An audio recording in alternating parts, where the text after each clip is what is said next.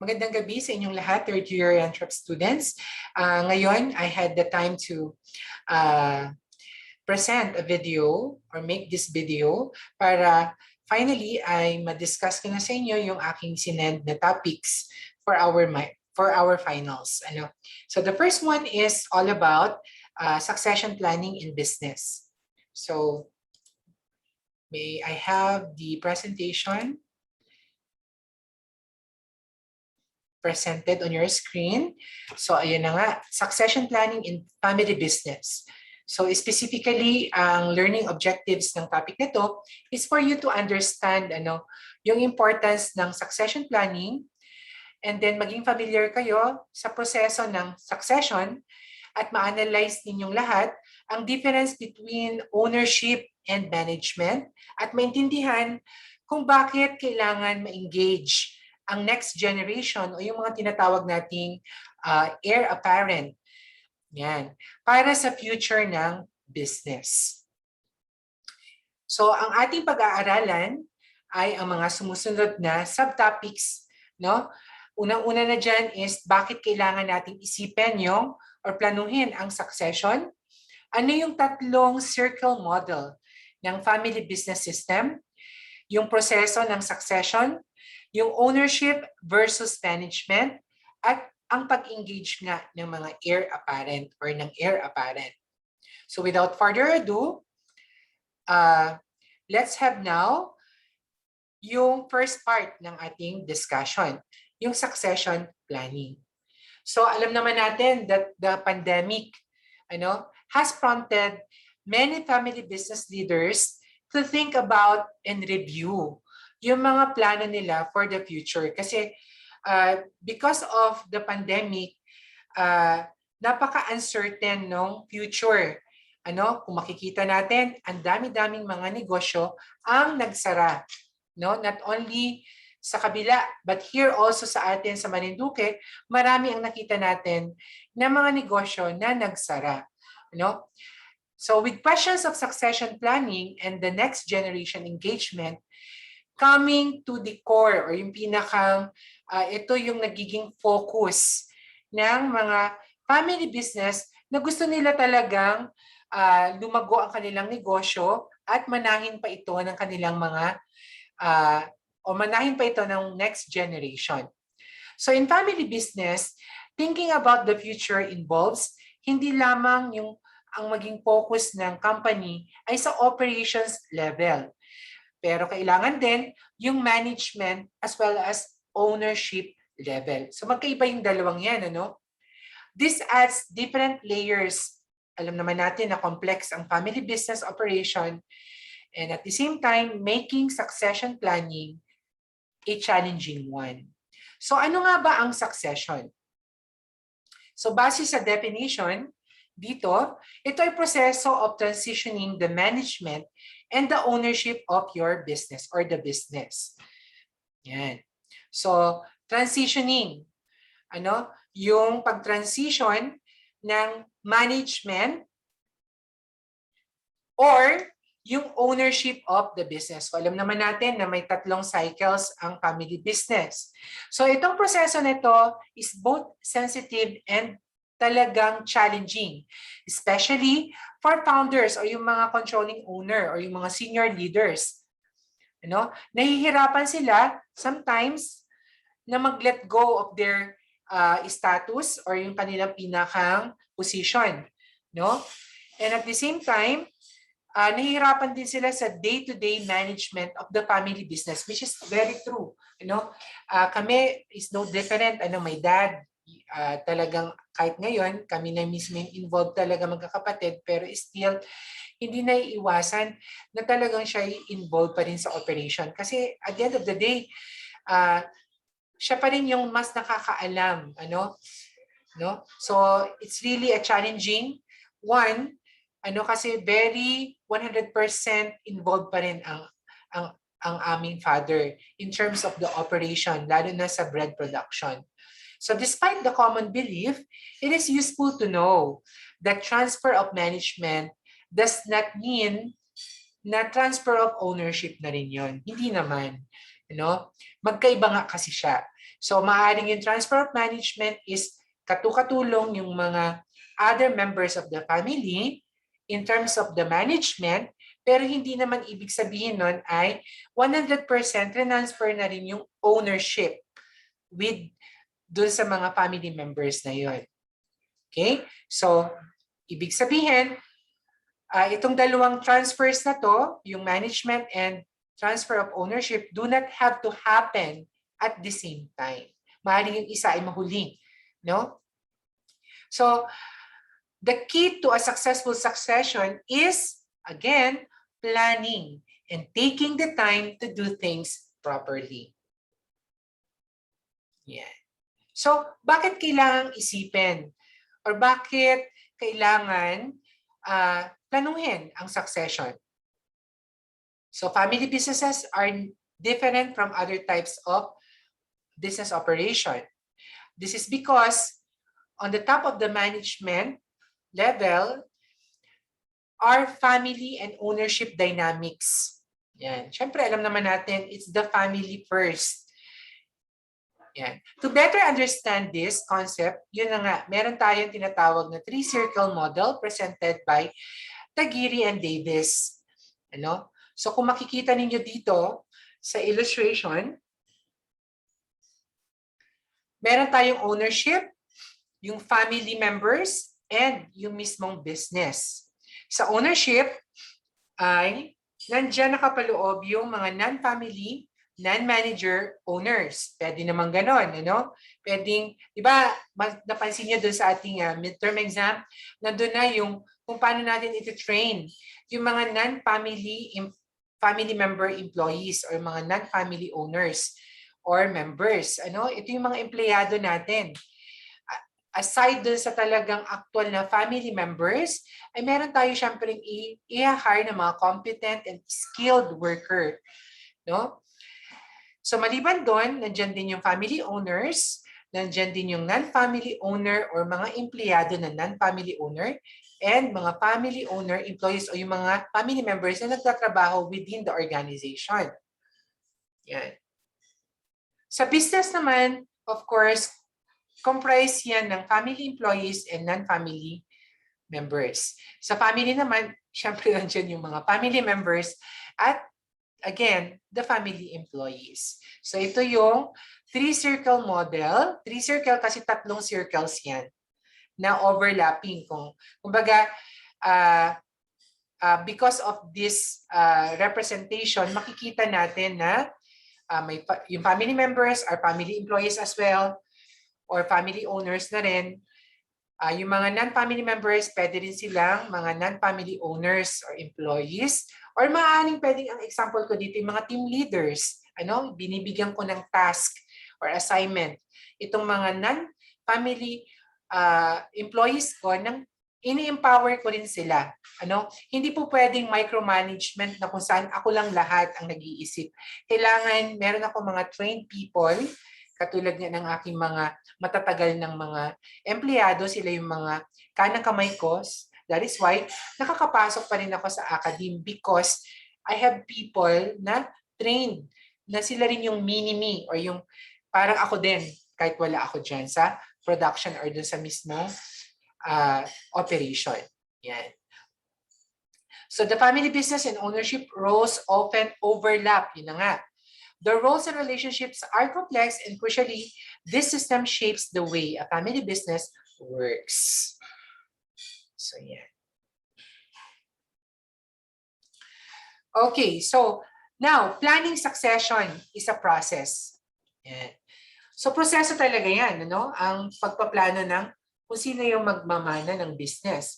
It's a lengthy process that requires intergenerational teamwork. Is it not an evident? Getting the family aligned, having difficult conversations, creating the right structures, and reassessing them as times change are what makes succession a process. So under nito nga, ayan, unang-una na is having a safe space to communicate. Then, of course, yung pag-i-start natin ng succession planning as early as possible. And ownership versus management, at lastly, engaging the next generation to the business. So first, we tackle muna yung a safe space to communicate. But before that, merong mga importanteng dapat tayong matandaan here. Ano sa succession planning, bakit siya a process, ano? So a common and potentially fatal mistake is leaving succession to the last moment. Katulad ng nangyari dun sa the second case, I mean, natin, ano? Na kung saan kung kailan lang namatay ang controlling owner or the founder, saka pa lang nagkaroon ng madali ang meeting, ano? Para ihalal kung sino yung dapat na maging CEO ng business. So, kapag last resort natin yung pagpo-formalize ng ating structure, malaking chance na masira or bumagsak yung negosyo. Ano? Kaya nga dapat early on ay ma-integrate na natin or kahit pa paano ma-introduce na natin sa mga successors natin or kahit bata pa yung mga yan, ma-introduce na sa kanila yung business, ano, yung business model para at least, yun nga, again, nandun yung sense of appreciation nila and once na sila ay kumbaga may experience na sa industry and sila ay nakatapos na ng pag-aaral nila and they are on their own willing na silang pumasok sa family business, ay mas magiging effective leaders sila, no? So, but the challenge should not scare family business owners, ano, regarding planning for succession. On the contrary, itong ang process na to can have many advantages, including helping to make both the family as well as the business is stronger. Yeah. So, a safe space to communicate. So, alam naman natin, communication really is the key. Ano? Pero di ba nabanggit din na it's not always diba, yan ay isa sa mga false assumption, you know? Yung communication. So dapat talaga is ang ma-establish is healthy communication. So we have to listen. Also, hindi lang tayo dapat yung nag-matter ang opinion, but also dapat shared. Ano? Shared yung ating purpose among the owners and other family members. Yan. This is a competitive advantage that family businesses should try to maximize. Pag wala ang shared purpose, there is nothing to bind family members to each other. And their collective investment in the business is hindi talaga mangyayari. No? In all that we do, in all endeavors, ng mga family business, katulad dun sa amin, importante yung collective effort ng bawat isa, no? At nandun dapat yung respeto sa mga opinion, respeto sa mga suggestions, ano? And as time unfolds, no amount of governance or technical structures can prevent disintegration, often at the cost of much conflict and unhappiness. So importante talaga yung ang pinaka strength ng family business is clear and strong sense of shared purpose sa lahat. Ano? Walang unfair treatment sa mga members. Yan. So it's vital that the family owners, kasama yung mga in-laws, yan yung mga asawa nila, pati mga anak, learn to communicate and to share their thinking about the important issues ng family and the business. So nandiyan dapat yung awareness, ano yung nangyayari, what's going on now sa iyo, ano nangyayari sa iyo, kamusta ka? Sa akin, ano bang mga nangyayari rin sa akin and sa atin, ano? Kaya dapat aware tayo, no? Maaaring hindi ito related sa business pero somehow it will affect kung paano siya mag-function sa business kapag hindi siya okay, di ba? So clear thinking, avoiding the use of vague and emotionally charged terms. So dapat pag meron tayong mga disagreement, which is hindi naman naiiwasan yun, nandun pa rin yung focus, nandun pa rin yung clear thinking.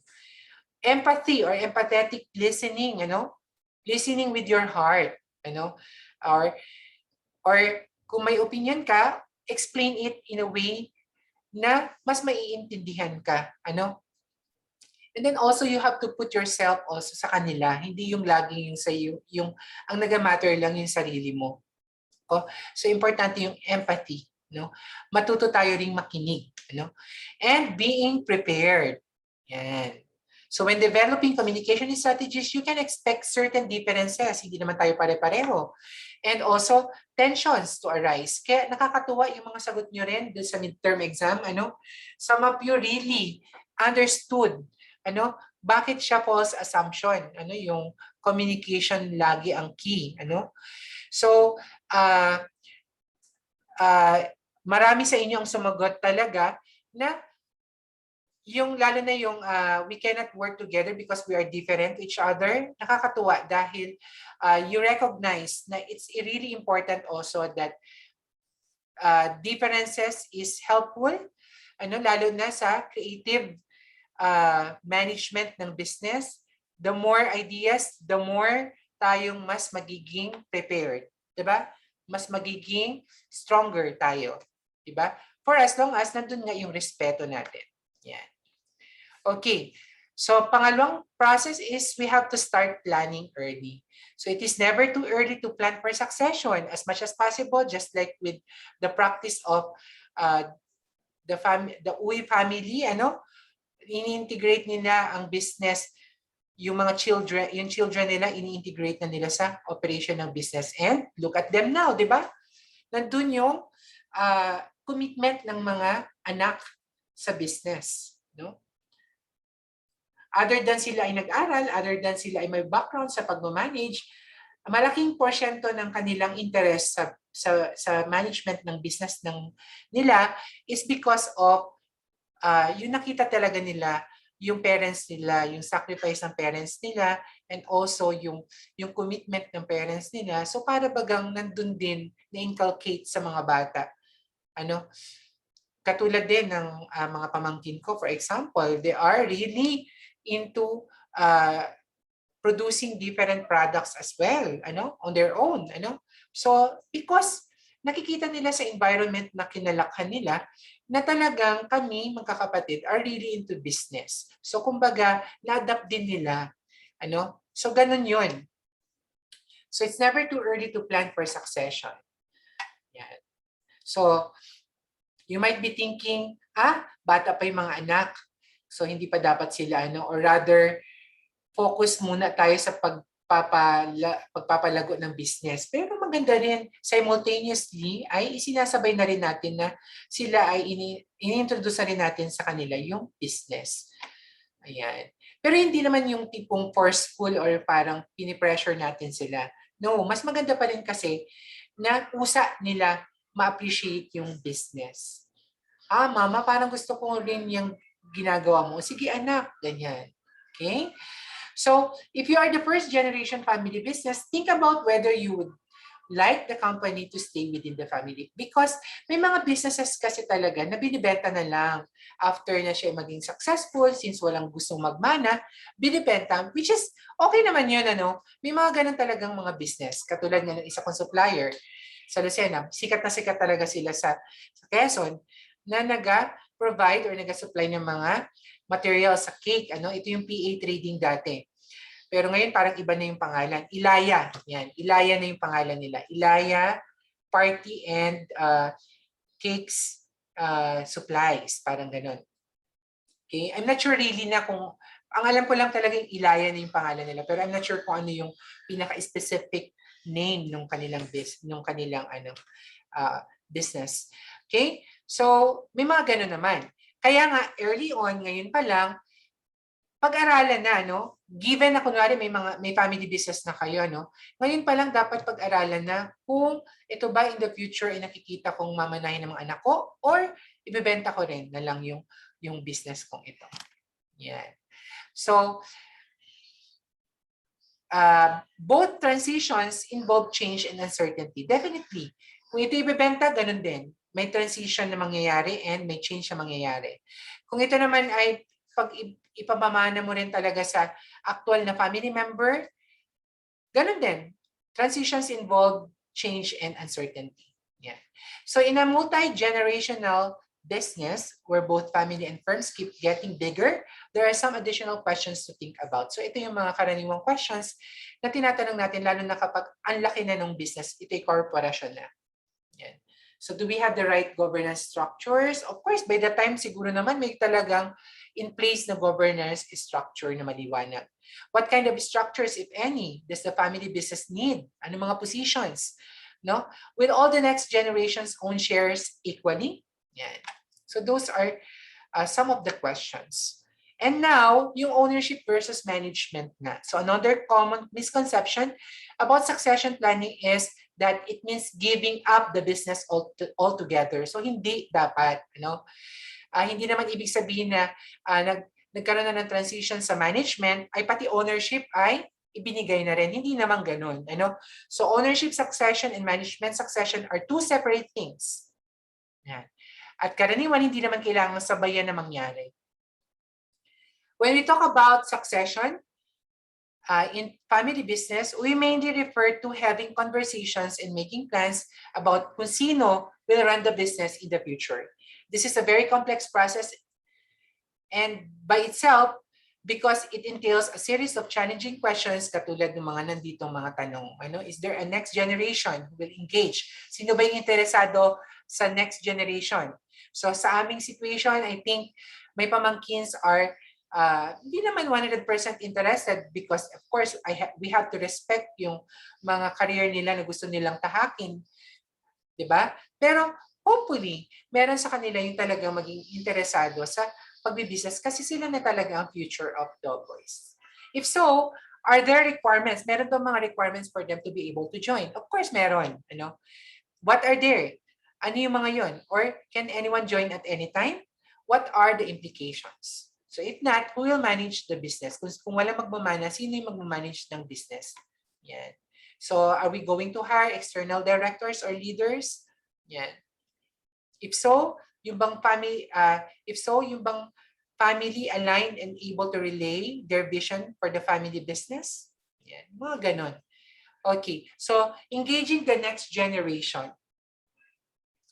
So the next generation is a perennial family business question and one that is vital when planning succession. Sometimes owners don't think about engaging the generation until they think they are old enough. Pero mali din yung ganong practice. You may never know what is in the future, diba? That is why it is advised or it is encouraged to really engage the next generation as early as possible. So the answer is that it is never too early for the next, diba? It's never too early. So hanggat bata pa or go, i-engage na sila. Most of the time, you will find that they are interested in finding out about it and care for the business at some level. Yan. If only as a matter of pride for the family achievements. Yan. And even if the next generation do not want to start their career working in the family firm, this does not mean they never will. Kaya nga, mas maganda pa rin na itong mga heir apparent natin or yung next generation natin will have muna an experience or job sa labas. Kasi nga, hindi naman ibig sabihin na sila ay looking for a career path sa labas ng family firm, ay hindi naman in the future ay hindi na sila babalik. Sometimes they are just want to explore muna. Ganun naman talaga, just like you. Once na nag-graduate kayo, hindi naman 100% lahat kayo mag-i-engage sa business. Diba? Siguro 70% of you, my dear students, will muna maghahanap muna ng work sa Manila or other provinces, for example, di ba? Or dito sa atin. And then, pag nakaipon na, saka magbi-business. So, you are too young. You have all your resources and at the same time, experience. So, mas maganda mag-gain muna talaga kayo ng maraming experiences before you actually focus seriously sa pagbi-business. Or some of you, since some of you are very talagang passionate sa kanilang na-start ng business, talaga nagdire-diretso na. So, hindi natin masasabi. No? Okay, so that's it for this topic. Again, kung nabasa niyo na to, for sure naman, Yun nga, ang magiging work project ninyo dito is you're going to conduct, mag-interview kayo ng isang local family business dito sa atin sa Marinduque. And then, aalamin nyo kung paano nag-start yun, nasang stage na of ownership sila, ano yung kanilang structure or organizational structure, ano yung mga functions nila doon, paano nila minamanage yung mga conflict or mga disagreement within the family members, sino yung kanilang future successor, and ano yung mga challenges the business encountered, and paano nila ito na-overcome. So I will provide, of course, the letter of request and the guide or the template for the conduct of the interview. So thank you very much. And i-upload ko na ito sa YouTube channel. And the other one will be, the other topic will be the family business management na natin, which is the last topic natin for this subject. So that's it. Thank you.